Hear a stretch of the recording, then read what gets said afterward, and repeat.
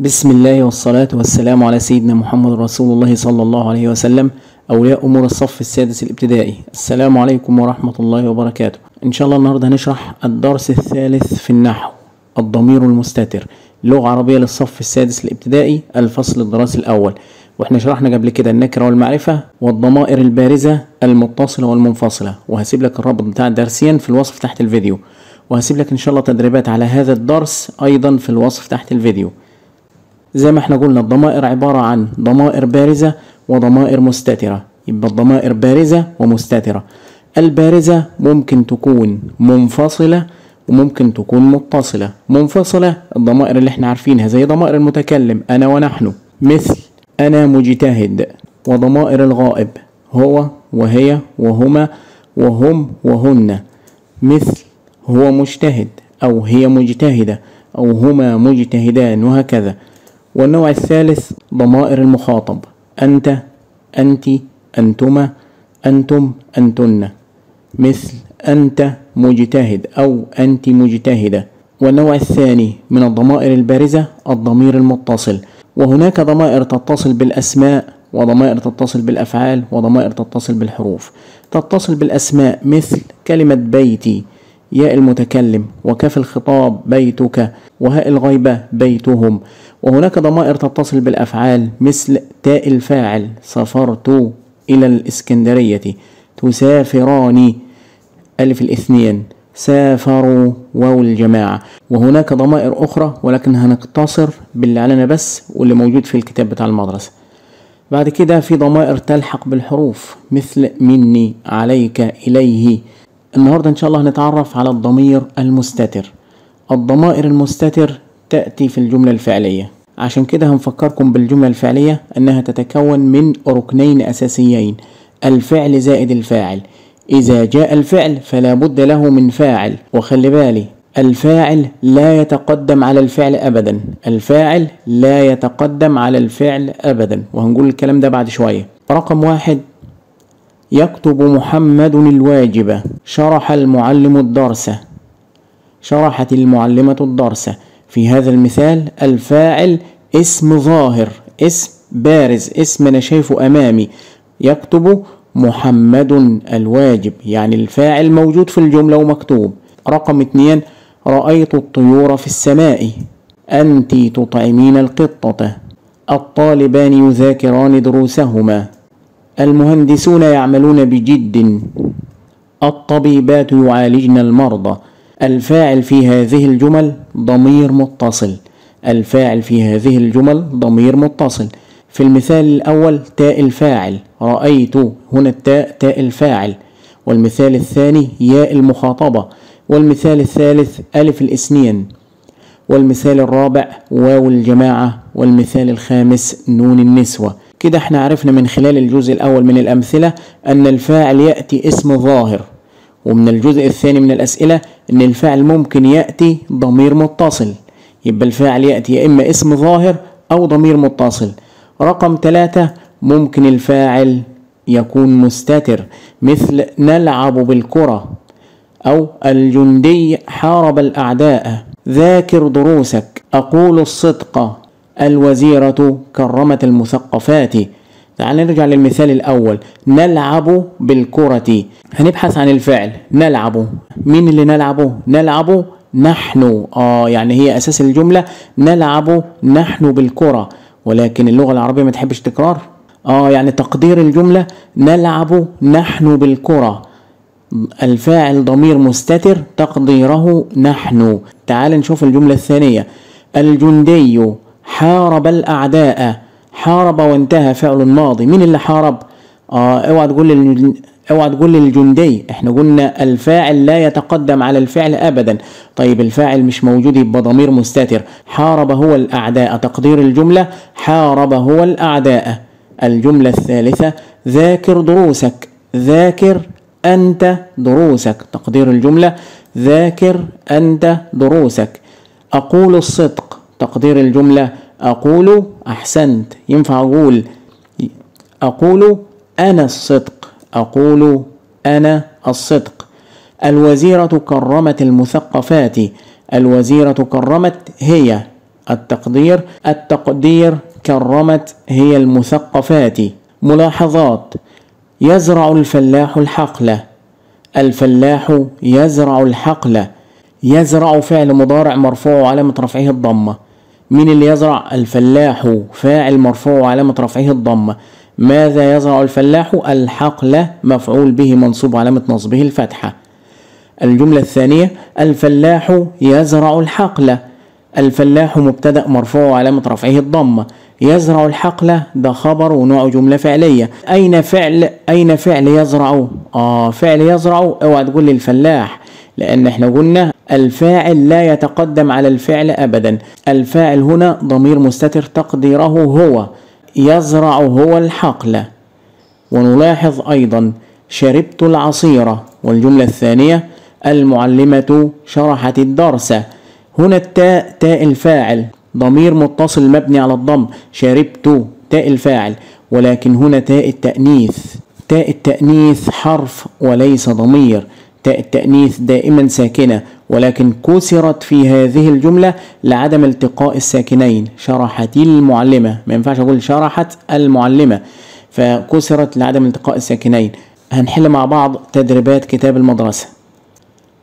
3. لاحظ واكتشف. نشاط 3 ألف: فكر ولاحظ ثم أجب عن الأسئلة. رقم 1: أقول الصدق. 2: أزرع الخير. 3: اجتهد في دراستك. 4: لا تترك واجبك. ما نوع الجمل في الأمثلة السابقة؟ نوع الجمل إيه؟ أقول، أزرع، اجتهد، لا تترك. طبعا جمل فعلية. رقم 2: هل هناك فاعل ظاهر في هذه الجمل؟ أقول الصدق، مفيش فاعل. أقول الفاعل ضمير مستتر تقديره أنا. أزرع أنا الخير. اجتهد أنت في دراستك. لا تترك أنت واجبك. إذا ليس هناك فاعل، هقول له لا. إذا الفاعل في هذه الجمل ظاهر ولا مستتر؟ طبعا مستتر، ضمير مستتر. الفاعل المستتر في أقول الصدق وأزرع الخير تقديره أقول أنا الصدق. ما ينفعش أقول أنت الصدق، لا، أقول أنا، يبقى الضمير تقديره أنا. والفاعل المستتر في اجتهد وتترك تقديره اجتهد أنت، مخاطبه أنت ضمير مستتر، يبقى التقدير أنت. إذا الفاعل المستتر يكون ضمير مقدر ولا اسم مقدر؟ طبعا يكون ضمير مقدر. نشاط 3 باء: اختر التقدير الصحيح للضمير المستتر مما بين القوسين. رقم 1: نصنع المجد بأيدينا. نصنع المجد بأيدينا. يا ترى الضمير المستتر أنا ولا نحن ولا هي؟ نصنع أنا المجد ولا نصنع نحن المجد ولا نصنع هي المجد؟ طبعا نصنع نحن المجد. 2: لا تنهر سائلا ولا تحرم محتاجا. لا تنهر أنت سائلا ولا لا تنهر نحن سائلا ولا لا تنهر أنتم سائلا؟ طبعا لا تنهر أنت. لا تنهر أنت سائلا ولا تحرم أنت محتاجا. 3: العلم يرفع من شأن صاحبه. العلم يرفع. تعال نشوف الفعل. الفعل كلمة يرفع. يرفع أنا من شأن صاحبه ولا يرفع هو من شأن صاحبه ولا يرفع هي من شأن صاحبه؟ الفاعل ضمير مستتر تقديره هو. 4: أطيع والدي. الضمير المستتر تقديره أطيع أنا والدي ولا أطيع نحن والدي ولا أطيع هي والدي؟ أطيع أنا والدي. 5: الطبيبة عالجت المرضى. الطبيبة عالجت أنا المرضى ولا عالجت نحن المرضى ولا عالجت هي المرضى؟ عالجت هي المرضى. نستنتج أن الفاعل إذا لم يظهر في الجملة يكون ضميرا مستترا مقدرا.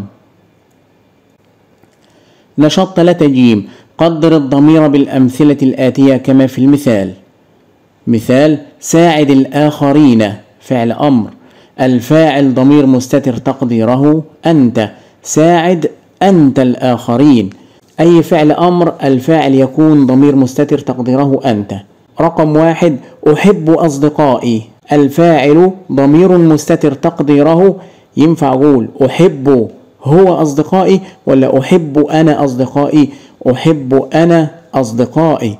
2 لا تؤذي جيرانك، لا تؤذي جيرانك، الفاعل ضمير مستتر تقديره، ينفع أقول لا تؤذي نحن جيرانك ولا لا تؤذي أنا جيرانك ولا لا تؤذي أنت جيرانك؟ طبعا لا تؤذي أنت جيرانك.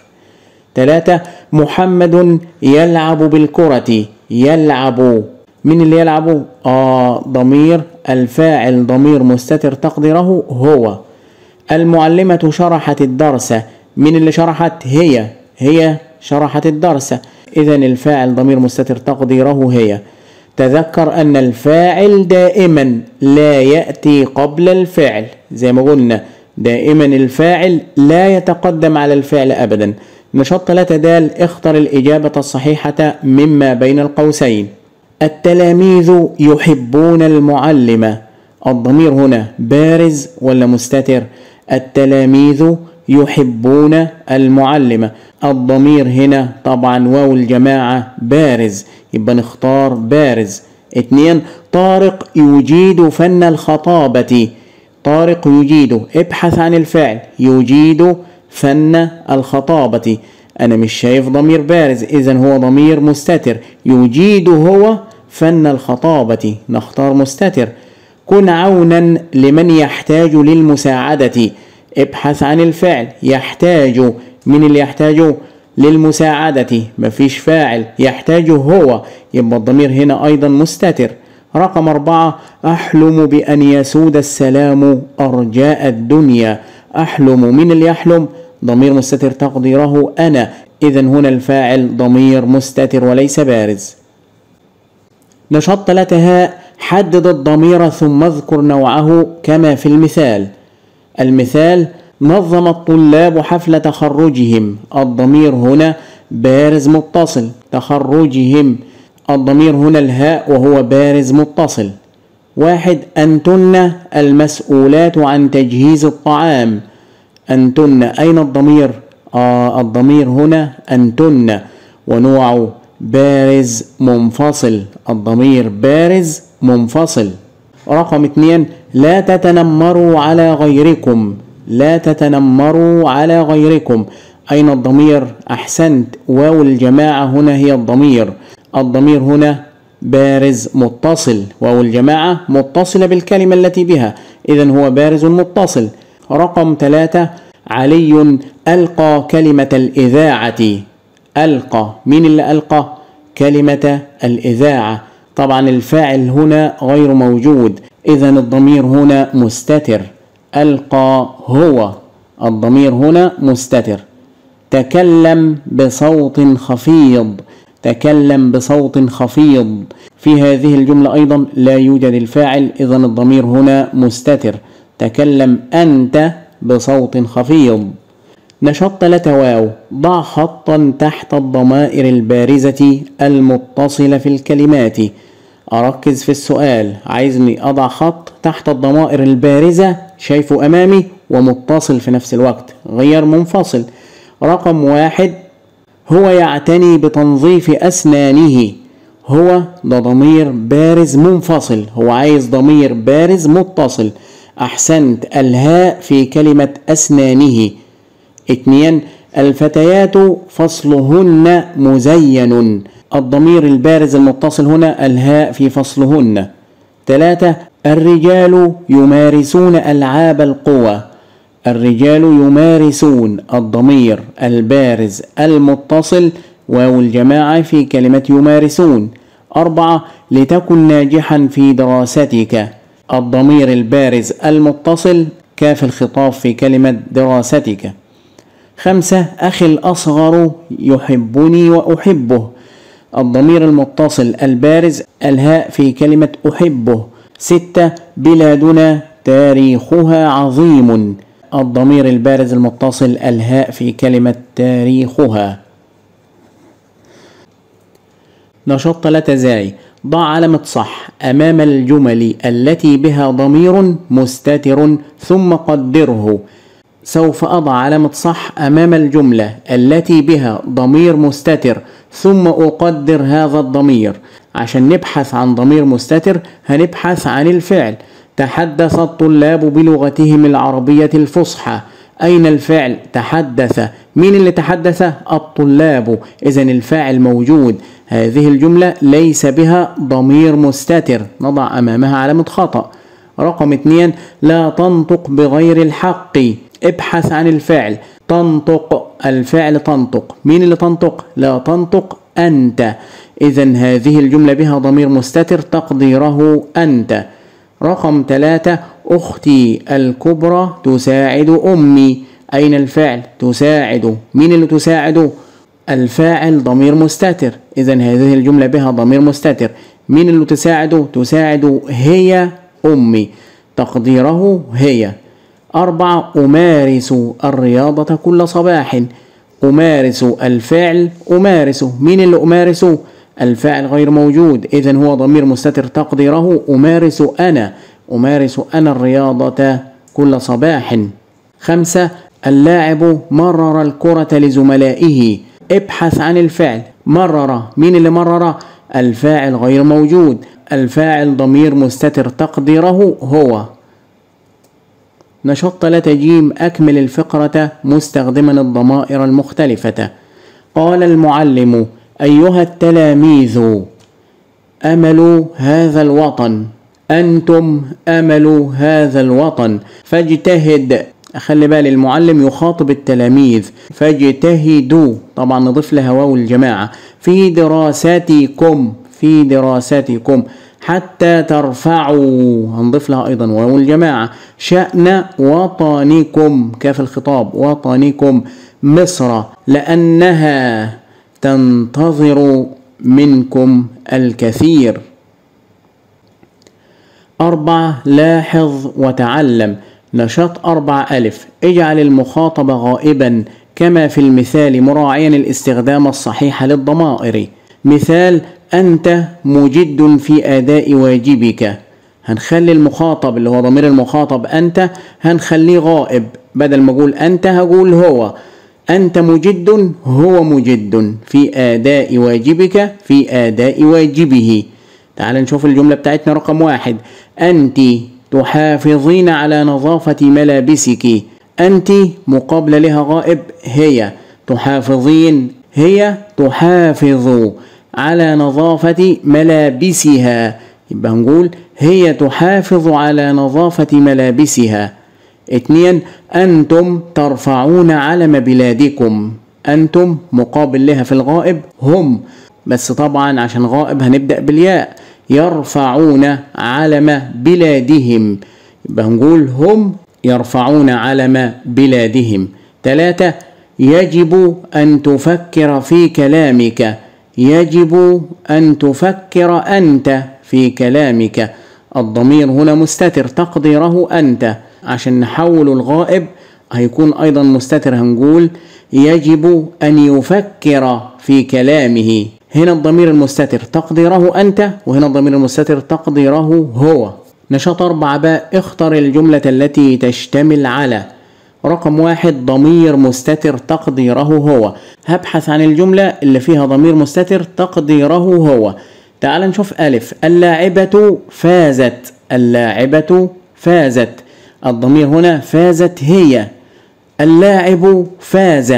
رقم 3، فاز اللاعب. فاز الفعل والفاعل اللاعب.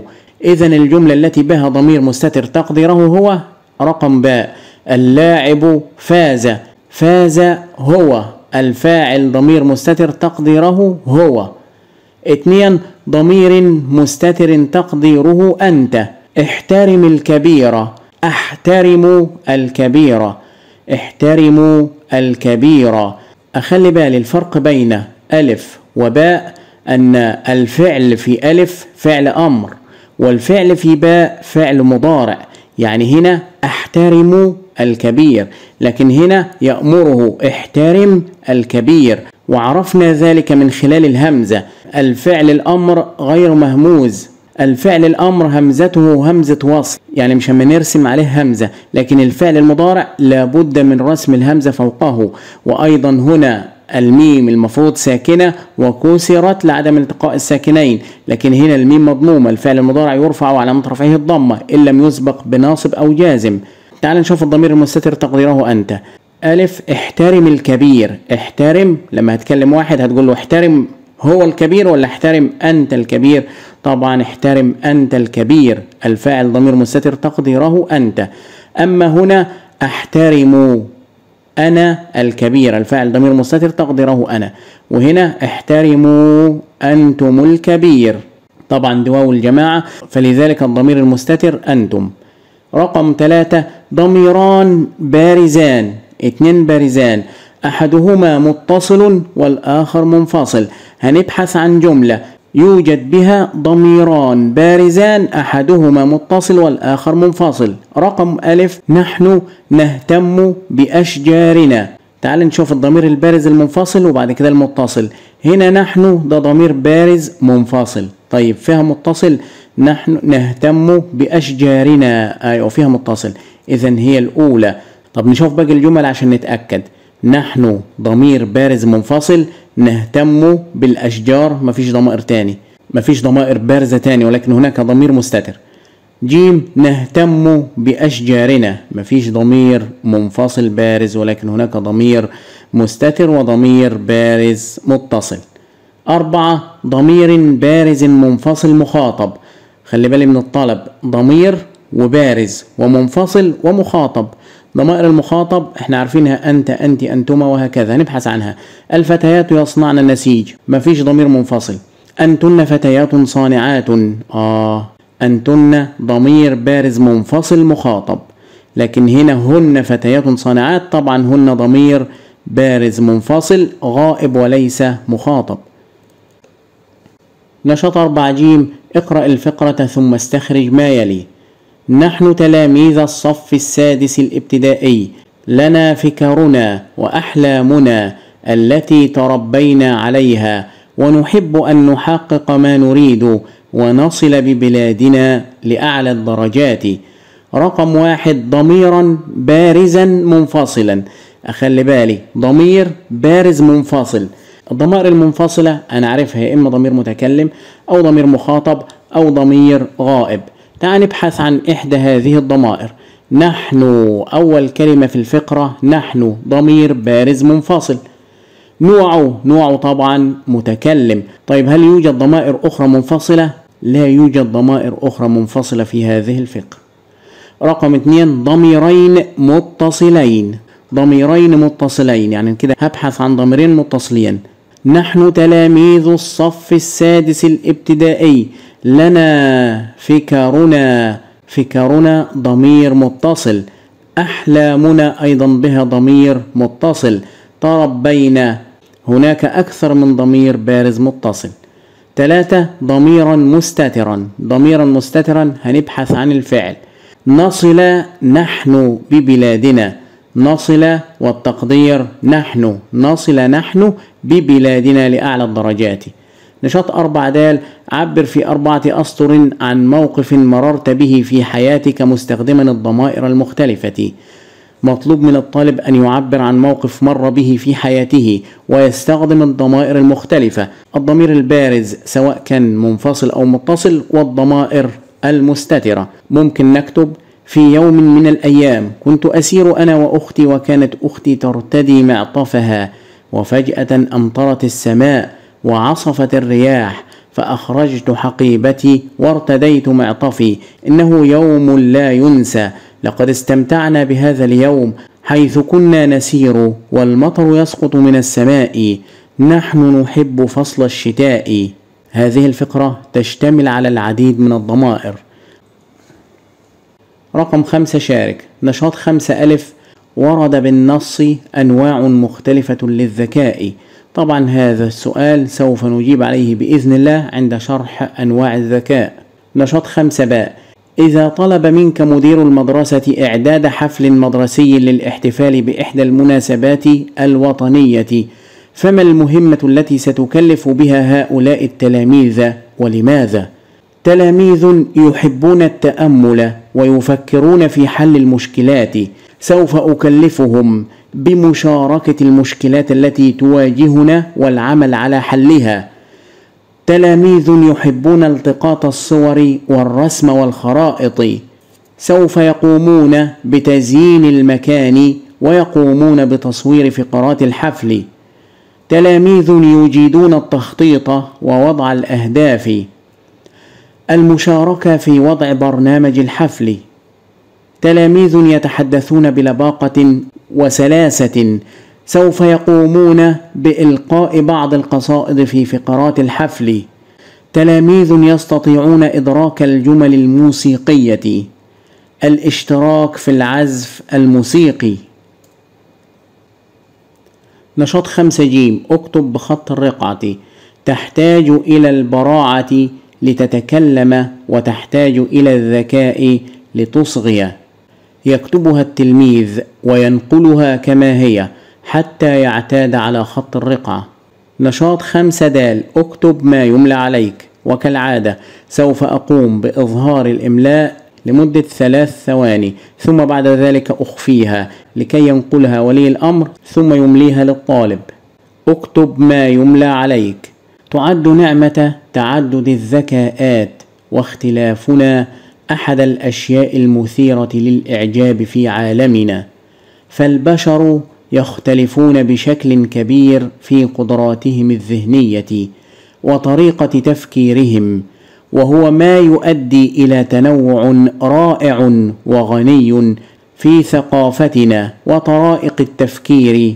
وبالتالي إذا استطعنا الاستفادة بشكل جيد من تعدد ذكاءاتنا فإننا بذلك قادرون على صنع مستقبل أفضل لأنفسنا وللآخرين، وهذا يبرز عظمة نعمة تعدد الذكاءات واختلافنا. بكده إن شاء الله نكون قد انتهينا من درس اليوم، وانتظرونا إن شاء الله في الدرس القادم، والسلام عليكم ورحمة الله وبركاته.